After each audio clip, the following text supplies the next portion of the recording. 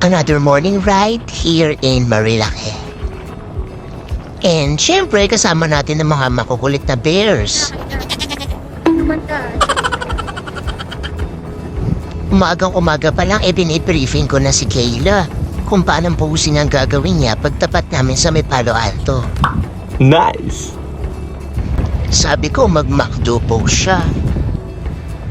Ang kaso, side act daw ang giving. May pa-Pokemon vibes ang ate mo. Kaya imbis na sabi ko pa ganito, naging pa ganon. Ginagawa mo! Hayaan ko na lang daw siya sa trip niya. At dahil maaga pa nga kami, naghanap muna kami ng pwede namin makainan for breakfast and coffee. Ito, may coffee shop po. Sa table lang. At during road trips, Okay, ito yung baka ako trip na ninunoy. trip namin gawin. Magtsikahan sa intercom.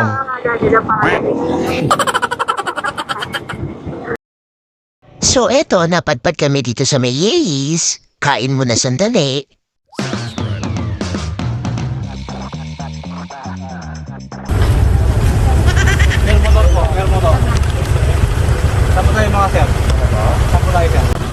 Nagbayad lang kami ng environmental fee and then gora na ulit. Wow. For me, yung mga ganitong scenery, yung nakakatanggal ng stress. Kaya madalas, kahit na ilang oras yung biyahe papunta dito sa Rizal, gora pa din kami. Bali wala kasi yung pagod kapag nakita mo na yung ganitong scenery. Because when we are exposed to nature, it can make us feel better. Hindi lang yun, pati yung physical aspects natin, parang nare-renew. Kasi nagiging kalmado tayo, nakakapag-isip tayo ng tama. And nakakapag-reflect tayo sa mga bagay-bagay na mga iniisip natin.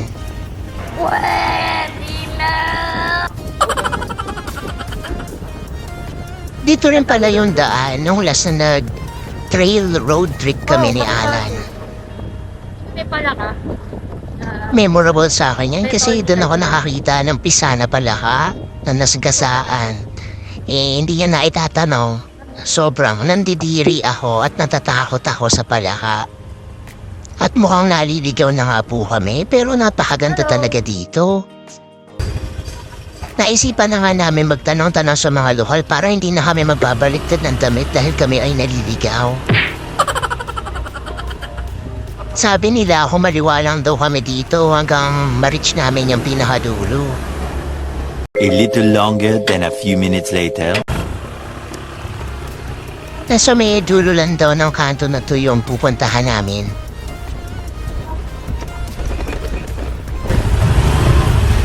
I think nandito na nga tayo.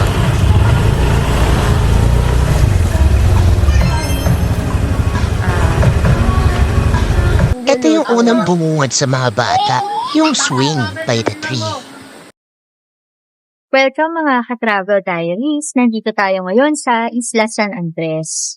And kasama ko ang family ko and syempre we're here for the staycation and distress me. See you around. Kung yung mga bata, mas napansin nila yung mga palaruan. Ako naman, napansin ko to, yung river. Kasi tingnan niyo naman, guys. So peaceful. Wow. Ayun, naisipan niya ng isang tao dyan na maglinis. Oh, no! Pwede daw muna siyang kunin for maintenance ng pulkan samantala.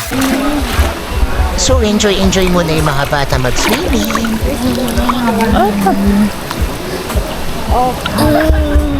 Ba't pala yung floater?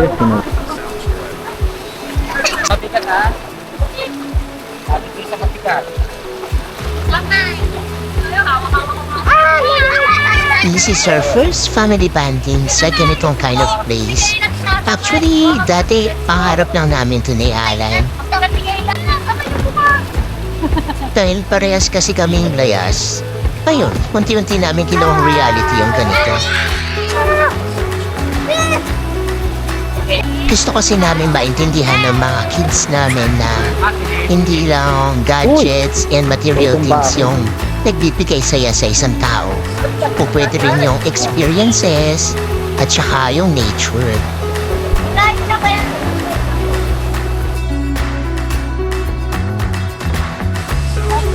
They have to learn habang bata pa sila na yung mga ganitong kaliit na bagay ay pwedeng matutunan o pwedeng ma-enjoy. And that there are bigger things and plays around them. Hindi lang yung 4 na sulok ng kwarto nila.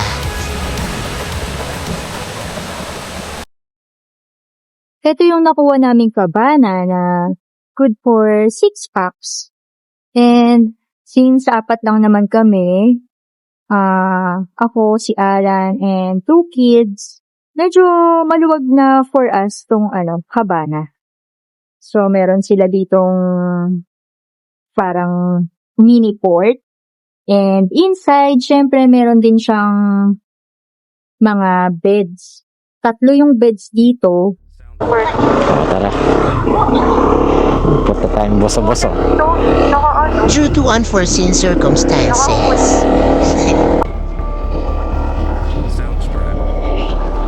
Panganin ah. Yung zombie apocalypse. Yes.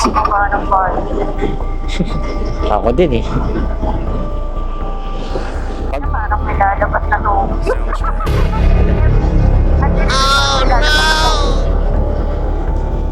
Nagkaroon ng technical problems dun sa pinag-i-stayan namin. And iyon, kinailangan namin lumpat sa Boso-Boso Highlands para makapag-enjoy pa rin kami and hindi kami ma-hassle.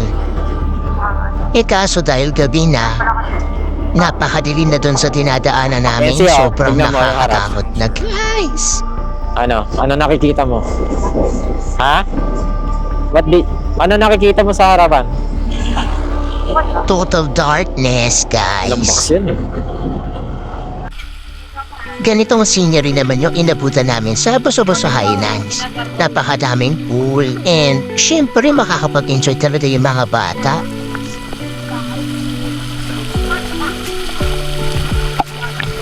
Hintayin mo, be. Nancy naman.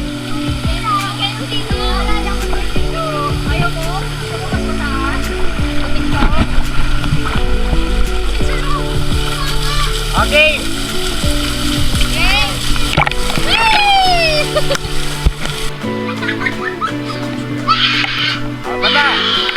Super nag-enjoy sila na kahit gabi na, nag-swimming pa din sila. Aka ka na, be.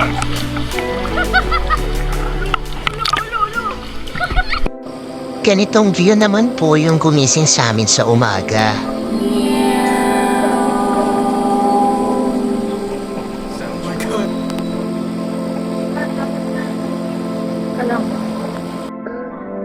So for the swimming na naman po mga first son.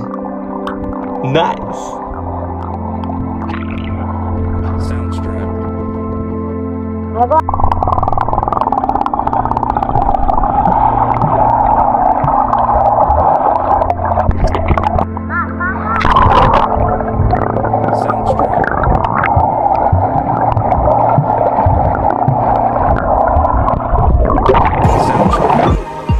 Go, bye-bye, boso-boso.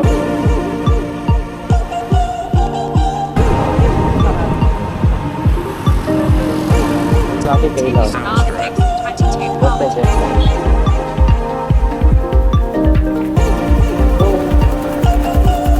So paano, see you soon on our next travel.